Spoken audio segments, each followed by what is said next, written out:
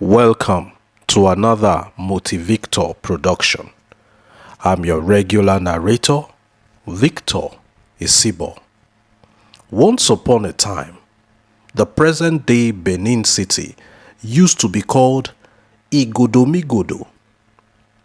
Sit back, relax, as I take you on a journey way back in time to the era of the Oisos. Igodomigodo means towns of towns and villages, with its defunct headquarters at Ugbekun, located at the current-day Upper Sakbomba Road. The first set of kings in Igodomigodo were called Oisos. In Edo, Oiso, that is, kings from or of the skies. As told in history, 31 Oisos were recorded to have reigned over Igodomigodo, with Oiso Owodo being the last. Owodo is believed to have had many wives. In those days, an Oiso could marry as many as 100 wives. By estimation, Owodo was recorded to have had 15 wives, many princesses, but only had one son named Ekaladerhan. Having such a high number of wives with only one son created room for bitterness and rivalry amongst the wives. Esago, Owodo's eldest wife, believed that she should have been the one to birth the heir to the throne. This made her very, very unhappy with Ekaladerhan and his mother. She plotted his downfall at different times without succeeding. When she was unable to succeed, she decided to try other means. She and her other mates approached their husband and persuaded him to consult an obiro, that is, a native doctor, to know why he, Owodo, would have so many wives and still battle to have more than one son. It's like having a vehicle without a spare tire. What if that only son of his were to fall down and die? He would be left without a heir. After much deliberations, Owodo eventually agreed. He then went ahead to constitute a 7-man team led by Esago to consult an obiro in a faraway forest. It must be noted that in those days, native doctors were only permitted to live in faraway forests. They were not permitted to reside in towns. The journey to the obiro would last days, if not weeks, and Esago was saddled with the responsibility to prepare the 6 courageous men with food wherever they camped as they journeyed. As the gods would have it, they arrived safely at the Obiro's shrine, where he was to be consulted. In a dramatic turn of events, the Obiro ruled that Esago, the only woman in their midst, was responsible for her husband's wife's inability to bear more male children. Apparently, the birth of Ekaladerhan was a mistake, an oversight on her part. If she had her ways, she would have prevented him from coming. And now that he has come, she made sure that no other woman gave birth to another son in Owodo's compound. Unknowingly to the obiro, having consulted with the gods by playing his oracle, that Esau was the only woman in their midst. He did not know. He went further to rule that Esau should be sacrificed if the Ogiso wants more male children. The courageous men left the shrine traumatized. Their eyes had seen what their mouth would struggle to say. Now, how would they tell the Ogiso that his priceless wife had been the one responsible for his other wife's inability to bear more male children other than Ekaladerhan? As they pondered on how they would relate their encounter to the Obiru, to the Ogiso, Esau held her stomach, started shouting and dramatizing. She started shouting as if she were in deep pains.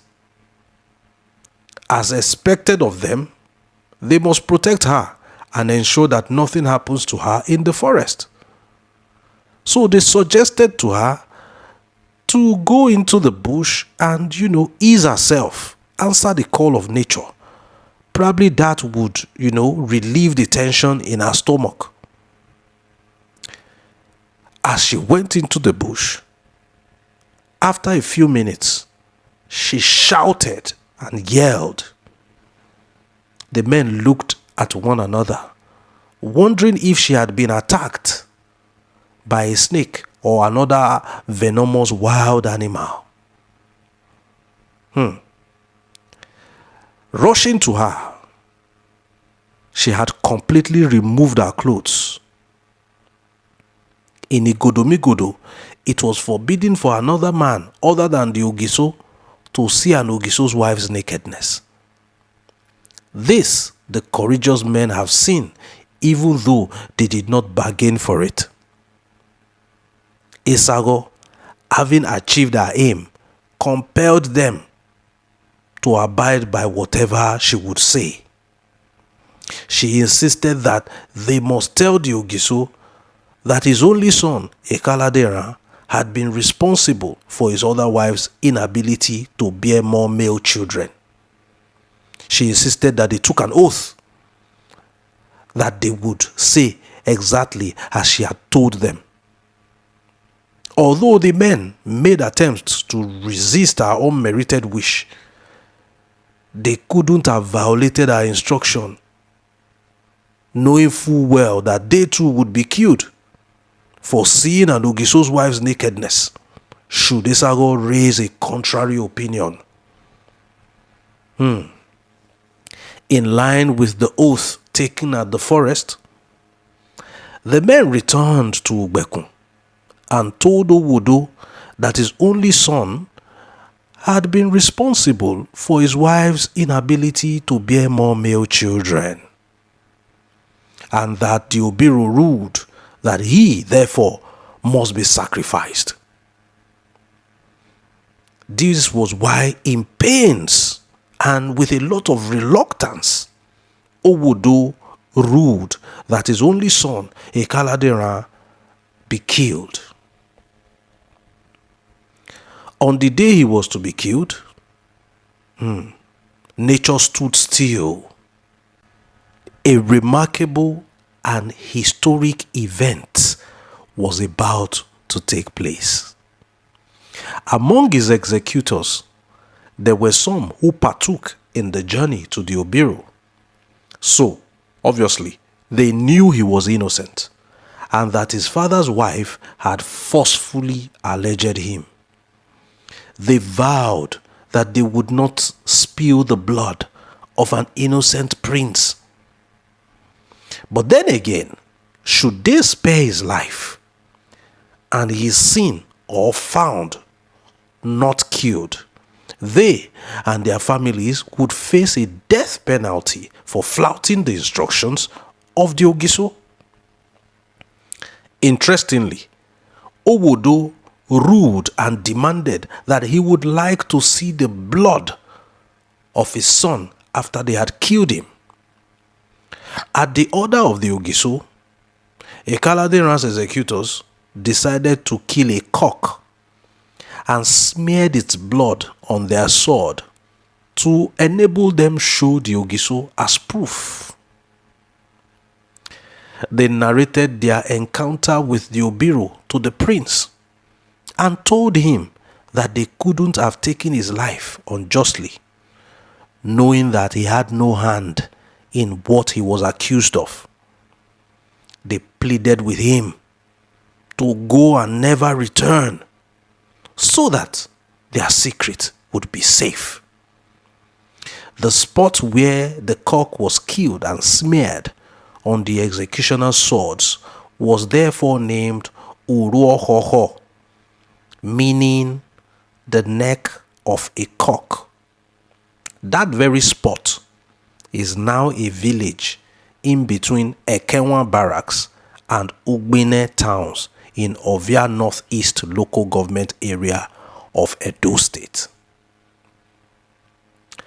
Years after Owudu had ruled that his only son be sacrificed, one would expect that he would have had other male children in his compound. Sadly, none of his wives who delivered children within the period had a male child. Interestingly, more female children were birthed. At this time, Igodomigodo was boiling due to the invasion by a wild animal named Osoga. Osoga would appear at Ekiogiso, Ogiso market, through the river at Ikpoba Hill to devour children and market women. Several moves to eliminate the wild animal proved abortive. The wild animal often invaded the market on market days when everywhere was crowded. On one of such occasions, the wild animal slaughtered a pregnant woman's child. The pregnant woman was told to have protested to Ugbekun.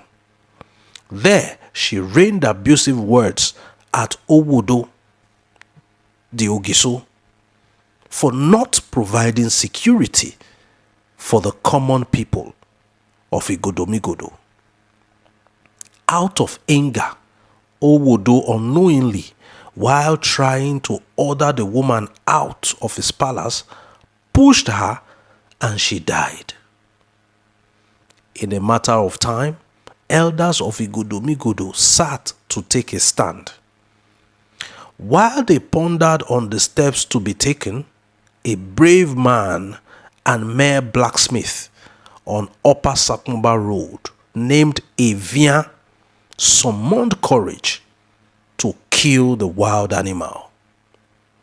The news of his remarkable feat soon spread around the entire Igodomigodo. Everyone sang his name. He became the hero of the entire kingdom. In no distant time, elders of Igodomigodo ruled that since Owudu had taken the life of an innocent pregnant woman unjustly, that he be banished out of the kingdom. After all, he no longer even have an heir to inherit him when he dies. He was therefore exiled to his mother's village. After Owudu had been banished, elders of Igodomigodo met and collectively they agreed that since Evian had achieved a great feat and Owudu was serving banishment, they ruled that Evian be made to oversee the affairs of Igodomigodo, pending when they, the elders, would conclude on the steps to be taken with him. Evian was to serve as administrator in the meantime. Now you know, now you have an idea where Shali Poppy, the Nigerian Afro pop star, got the word another Evian day inside. That's by the way. As expected of man, Evian too became desperate and wanted to smartly have his son, Ogiamie, to succeed him. Ogiamie was his second son by birth. His elder brother had died too soon. He was a warrior by nature. Knowing that Evian had no royal blood, even though he was accepted to oversee the affairs of Igbodomigodo, only her and others resisted him. They told Evian point blank that only one of an Ogiso lineage that can be an Ogiso. At that stage, Ogiamie began to intimidate people, majorly at Ekyogiso. In the meantime, the news that Ekaladerhan was not killed and that he was spared filtered in like whirlwind. Meanwhile, Ekaladerhan, shortly after his banishment, was said to have wandered into the forests for quite some time before he stumbled into a settlement. He was said to have uttered the word Ilé-Ifè, meaning I have escaped to safety, when he got to that community. This was said to have been corrupted to Ilé-Ifè. Also, because of his princely qualities, having been brought up in the palace as the son of an Ogiso, the people recognized the leadership and other qualities in him. They saw how brave he was and how princely he looked. This made them to appoint him their leader.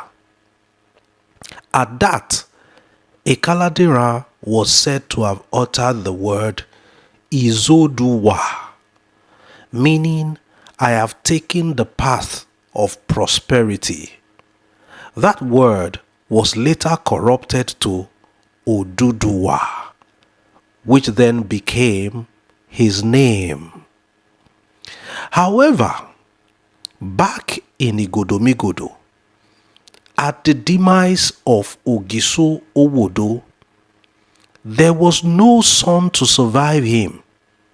That became a problem, and the people were tired of the reign of Evian and his arrogant son Ogiamie. Those who were asked to execute Ekaladerhan eventually spoke out openly that Ekaladerhan was not actually executed, and they revealed the circumstances under which they carried out their action.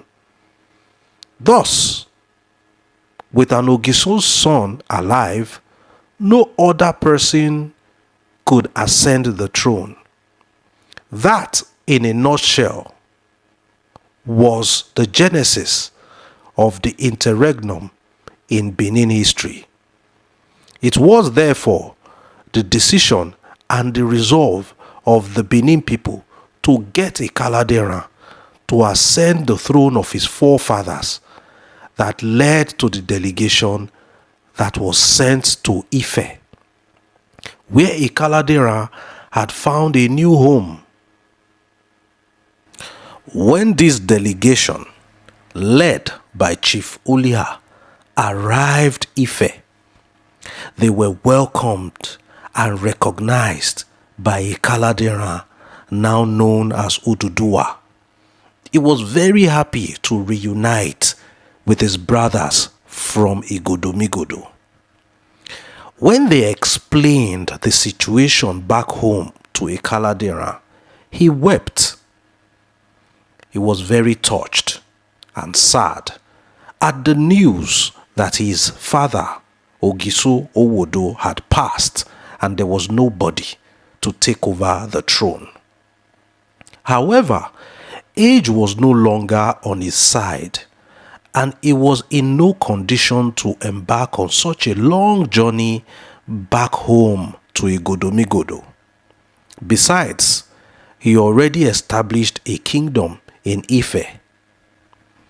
He opted instead to send his pet child with the Benin chiefs to be crowned. The child's name was Omononya, which the Yorubas corrupted to Oromiya, after the chiefs had proven to him beyond every reasonable doubt that they could be trusted with his son. However, before he allowed his son, Omononya, aka Oromiyo, to go with the chiefs, Oduduwa took him through memory lane. He was fortified and actively prepared for the task ahead. Upon Oromiya's arrival in Igodomigodo, he fought and defeated the Yesteryears peacefully and also relocated the palace at Ugbekun to Usama. In spite of the successes recorded, Oromiya was unsatisfied.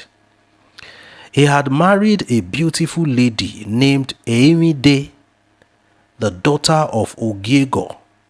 Furthermore, he had put her in a soon-to-be mother situation. He got her pregnant. Interestingly, one morning, Oromiya had woken up and had instructed the town crier to summon a meeting, where he openly told everyone that he would be returning to his place of birth, and that only one born and bathed with the water from the kingdom has the wherewithal to peacefully govern the land. Meanwhile, he assured everyone that his wife, Eimide, would beget a male child, whom they must watch over, and that the baby shall be the rescuer that they seek. Months after Oromiya had left, Eimide successfully delivered a bouncing baby boy. Although the baby was naturally born dumb, he was hale and hearty. Painfully, a dumb child or prince cannot be crowned to oversee the affairs of the people. Elders of the land met and resolved to send a delegation to the dumb child's father. That delegation had to go all the way to Oyo because, as at that time, Oromiya had established himself as the Alaafin of Oyo. When the news of his child's dumbness got to him, he had to send some magical seeds with which the child was expected to play it with someone as he knew. In summary, the child eventually spoke while playing the aroe seeds with a friend, pronouncing the word Owomika, which means in Yoruba, "My hand has reached it," or "I have won." Now it was the turn of the Beninese to corrupt a Yoruba word. So when that dumb child uttered the word Owomika, what the Beninese heard was Eweka. And that was how that child got the name and title Eweka. He grew to become Oba Eweka the First. This is the Benin oral history, which says that Oduduwa was Ekaladerhan, a Benin prince who escaped palace intrigues for his execution and wandered into the old Ilé-Ifè. According to the Yoruba version, Oduduwa was said to have descended from heaven onto Okeora in Ilé-Ifè through a mythical chain. Well, if the Yorubas said Oduduwa climbed down from the sky with a chain while holding a cockerel in his hand, you would be tempted to ask or wonder which of the planets was the chain tied to. Or was it tied to the moon? Some people say Oduduwa came from Saudi Arabia. Did he also carry the cockerel from Nimrod's poultry in Saudi Arabia and trekked down to come and colonize Ife? Then another question you should ask yourself is, if Oduduwa was never from Benin, when the Benin chiefs got to Ilé-Ifè, how did they communicate with Oduduwa if they never understood the same language? Then another question is, why would Oduduwa trust and give his son to total strangers from Igodomigodo? Or did he trust and give his son to them because he knew that they were his brothers? Then why will the Igodomigodo chiefs set out, wander to Ilé-Ifè to go and ask a sitting Oni to leave his throne to come and rule them in Benin? Especially when they had an administrator like Ogiame already ruling them. Why take that pain to go to Ife to ask the monarch for a king? These are questions and issues and debates that this story always bring on board. My brother, what is the title of this drama that you are watching? This is the drama showing you how Oduduwa came down from heaven. That is the drama you are watching. Are you playing? What type of playing is this? This is playing. Why Jesus! Jesus! Hey! Jesus!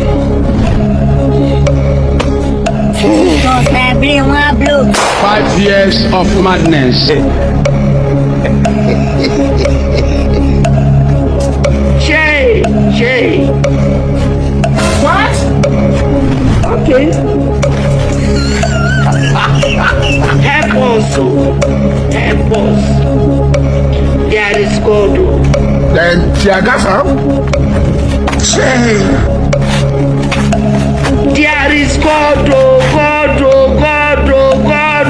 You are doing rubbish. You think that you are doing good.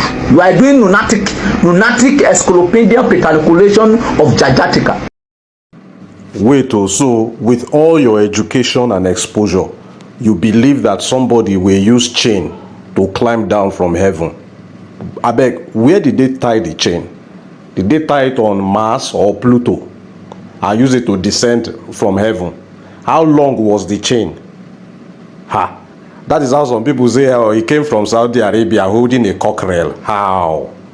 Was he running a poultry in Saudi Arabia and decided to come and continue rearing his birds in Ife? All the way from Saudi Arabia, trekking. The cockerel did not die. He himself did not faint. Now, wow, if you believe this thing, you'll believe anything. Now, let me see what your thoughts are in the comment section of this video. I remain your regular narrator, Victor Isibo. Waweseo, Eshe Goni. Subscribe, like, and share. Till I see you in the next one, it's bye-bye.